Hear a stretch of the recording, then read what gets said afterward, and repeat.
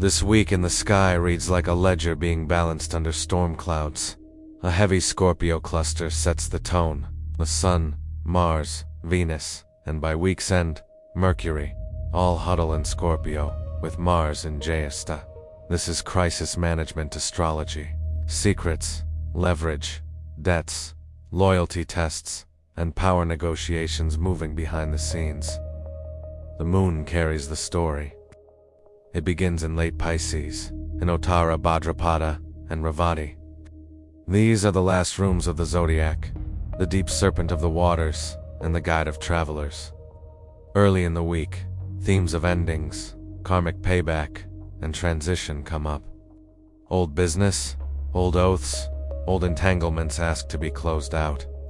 Institutions and leaders may be dealing with consequences of choices that were postponed or hidden.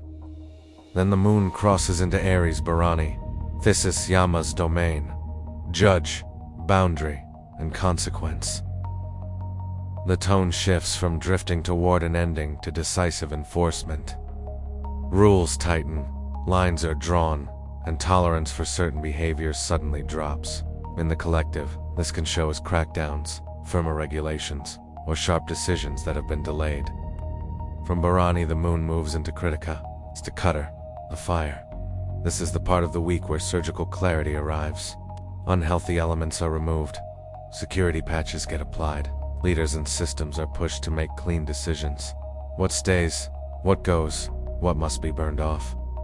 All of that builds into the centerpiece of the week. It's full moon in Taurus Rohini, opposing the sun in Scorpio Jeyesta.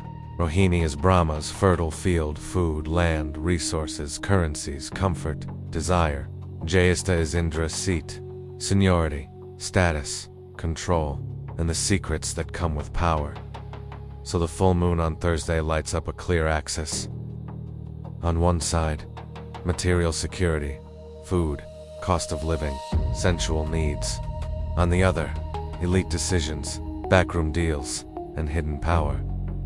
This can coincide with peaks in markets, commodities, food and housing issues. Invisible displays of wealth versus public strain. It's a harvest point for efforts made earlier in the month.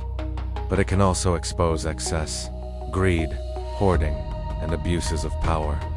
After the full moon, the moon moves into Mrigashira, and then Ardra and Gemini, joining the sign where retrograde Jupiter is backing in from Cancer.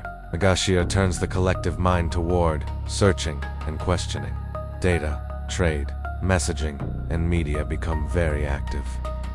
There can be a flood of information, revised forecasts, and shifting narratives, especially around the economy and agreements.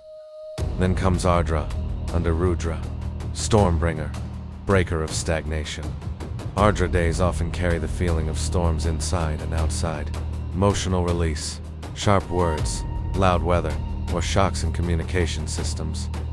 With Rahu parked in Shetabisha and Aquarius and Saturn-Neptune in Pisces, this late week mix is a classic signature for tech and network disturbances, cyber incidents and data leaks, transport and communication disruptions, strong weather or water-related events. It doesn't guarantee catastrophe, but it does mark a storm window where systems digital and emotional are more likely to crack where they're already weak. Through all of this, Jupiter retrograde between Cancer and Gemini and Saturn and Purva Bhadrapada act like stern teachers. Protection is there, but mostly for those who are realistic, disciplined, and willing to prune what no longer works. Old methods, old teachings, and tested structures tend to fare better than flashy new experiments thrown together in chaos. By the end of the week, the sky has delivered a clear pattern. Hidden matters are pushed to the surface. Some structures or relationships are cut back or cut off. Resources and security are tested under the full moon. Information and weather both move like a storm, loud, cleansing, and not entirely comfortable. The essence of the week could be summed up like this: when the storm is finished shouting, only what is real remains standing.